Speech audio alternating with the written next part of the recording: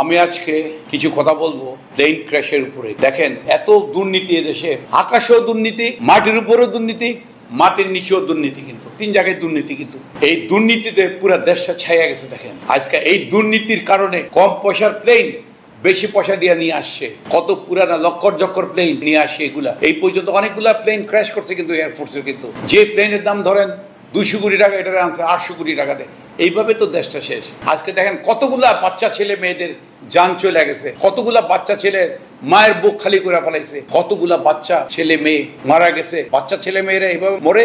আমরা যে দেখতেছি ঘুম হয় না, একটা বাচ্চা মানুষ করা মা বাবার অনেক কষ্ট হয়। মারা সারা রাত ঘুমায় না, বাপরা সারা রাত ঘুমায় না ছোট্ট একটা বাচ্চার জন্য। বাধ্য হয়ে নানা নানির কাছে চলে যায়, দাদা দাদির কাছে চলে যায়। নানা নানিরা এসব এই বাচ্চাদের সেবা করে, সারাদিন নানির কাছে দিয়ে রাখে, আর নইলে দাদির কাছে দিয়ে রাখে, নইলে খালার কাছে দিয়ে রাখে। এই তো এইভাবে তো একটা ছোট বাচ্চা মানুষ করতে হয়।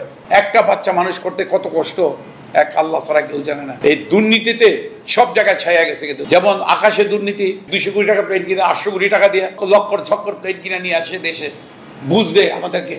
কারণ এটা কফিয়ত দেওয়ার মতো তো লোক নাই, এটা কফিয়ত কে নিবে? মাটির নিচে দেখেন, ও পেট্রোলের ড্রিলিং করে না, গ্যাসের ড্রিলিং করে না, ওহেনও দুর্নীতি। নিজের দেশের সম্পদ আছে, গ্যাস আছে, পেট্রোল আছে, সবই আছে, কিন্তু তুলতে চায় না। কিন্তু তুলে না কেন? ওই যে লুট করবে কিভাবে, ইম্পোর্ট করলে লুট করবে, এইভাবে তো দুর্নীতি হচ্ছে। পাতালেও দুর্নীতি, আকাশেও দুর্নীতি, মাটির উপরে দুর্নীতি। দুর্নীতি তো চারিদিকে ছড়ায় ছিড়ে গেছে।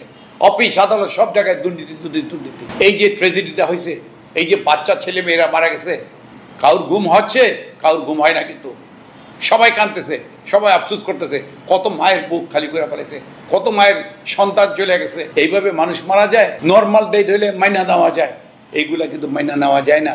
আর এই বাচ্চাগুলো এইভাবে মরবে। 2023-এর 6 মার্চ সোনারগাঁ হোটেলে বিশাল সেমিনার হয়েছিল, সবাই ছিল, সব এয়ারলাইন্সের লোকজন, দেশি বিদেশি সবাই ছিল। কি বক্তব্য রাখছি সোনারগাঁ হোটেলে সিভিল এভিয়েশনের সেমিনারে।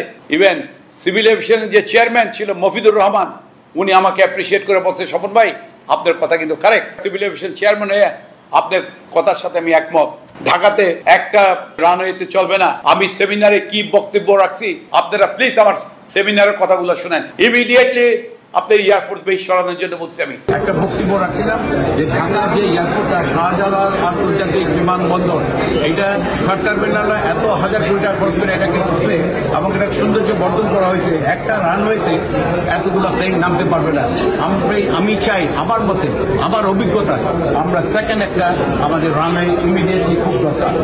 এই সেকেন্ড রানওয়ে যদি করতে হয় শাহজালাল বিমানবন্দরে, তাহলে কিন্তু এয়ারফোর্সের বেস কিন্তু এই জায়গায় রাখা যাবে না। কিন্তু দেশের স্বার্থে এয়ারফোর্স বেসটাকে এই জায়গায় সরিয়ে, এই জায়গাতে সরিয়ে কিন্তু ঢাকার অন্য জায়গা দেওয়া যেতে পারে। এই এয়ারফোর্স বেসটা আমাদের শাহজালাল আন্তর্জাতিক বিমানবন্দর থেকে ইমিডিয়েটলি সরাই নেওয়া উচিত। কিন্তু এটা আর রাখা যাবে না, কারণ এটা রাখলে আমরা আরেকটা রানওয়ে আমরা করতে পারবো না। কিন্তু আমাদের রানওয়ে খুব দরকার, শুধু টার্মিনাল করলে হবে না। এইটা আমার বক্তব্য এবং সবাই এই জায়গায় যারা যারা বক্তৃতা দিচ্ছে বা বক্তৃতা শুনছে, এদের কিন্তু মত কিন্তু একই কথা, যে এই জায়গায় দুইটা রানওয়ে আমাদের খুব দরকার। আমাদের শাহজালাল আন্তর্জাতিক বিমানবন্দরটাকে ইমিডিয়েটলি খালি করে দেওয়া উচিত এবং এই জায়গায় আমরা আরেকটা রানওয়ে করবো। স্বপনের কথা লাগবে, কিন্তু পরে লাগবে, পরে শুনবে মানুষ। আমি বলছিলাম ঢাকাতে যে এয়ারফোর্স বেস আছে এটা ইমিডিয়েটলি সরানোর জন্য। এই জায়গায় ঢাকাতে কেন এয়ারফোর্স বেস থাকবে? এয়ারফোর্সের ট্রেনিং কেন হবে ঢাকা এয়ারপোর্টে? আমি এটা বলে আসছি অনেকদিন ধরে।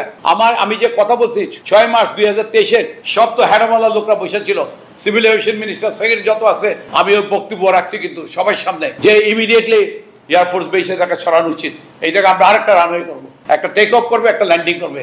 আমার কথাগুলো এখন শুনেন, এখন আমার কথাগুলো কাজে লাগবে, আস্তে আস্তে আমার কথাগুলো ফলবে। আমি এই পর্যন্ত যতগুলো কথা বলে আসছি অনেক বছর ধরে, একটা ফল হচ্ছে। কিন্তু এই দেখেন আজকে এই ডিজাস্টারটা, যদি আজকে এয়ারপোর্ট বেসটা না থাকতো শাহজালাল আন্তর্জাতিক বিমানবন্দরে, তাহলে তো প্লেনটা এই জায়গায় আসতো না। প্লেনটা তো যশোর থাকতো, রাজশাহীতে থাকতো, গ্রামে গঞ্জে লাইন করতো বা ক্ষেতের উপরে নামাইত। ঢাকা শহরটার কি পাইছে সবাই?